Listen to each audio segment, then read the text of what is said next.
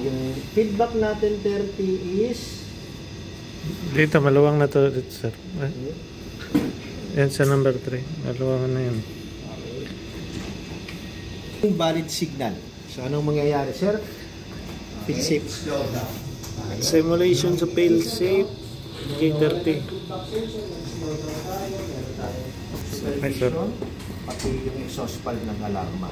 Okay, so any alarm, plunger, exhaust valve, PIBA, lagi kayong pupunta dito sa engine shift limiter space. Kasi pag may lumabas dyan, at least limited yung inyong i-troubleshoot. Kasi ang trigger nito, alam naman natin na yung 4 lang plus proportional valve failure. Okay? So, ang isa rin sa titingnan ninyo, sir, no?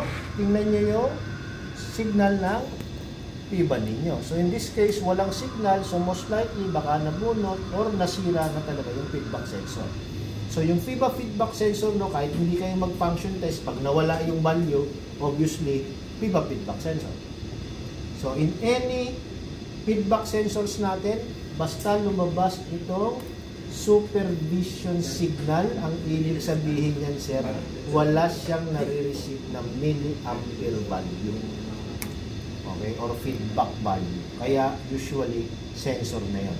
So, yung isang problema ng sensor natin na madalas, ano, sir, yung nagbago yung kanyang milliampere range.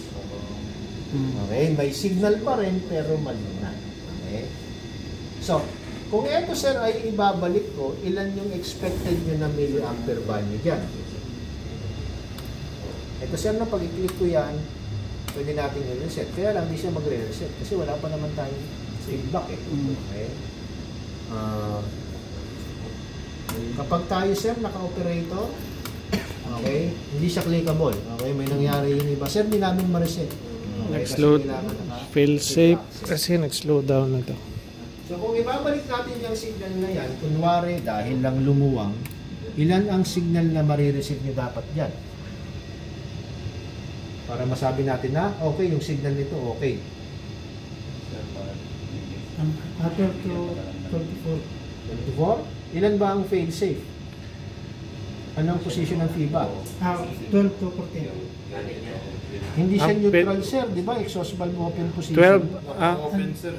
So, kailangan, sabihin nakababa siya. Nakababa. 14 to 20. Okay, close to 20. Sige, sir, balik niyo yung 30 ninyo, sir. Ibig sabihin, naka-maximum down yung FIBA. So, kailangan close to 20. Either hindi, dapat steady at hindi pa bago-bago. Okay. Okay? So, ngayon, pag i-reset natin yan, okay, so mare-reset na nga yung isa. Which is, ang problem lang is due to temporary, no? Wala yung FIBA signal. Legal FIBA position. So, may mga cases kasi na ganyan. Sir, pag nare-reset naman namin dito, nag-o-okay. So, alam mo na na, wiring problem. Well of Check lang connection. yung, yung junction box, madalas sa junction box na lulus connection. Or lumuluwag ng konti yung screw nyo doon, no? Satisfied client. Sanitized client. Thank you.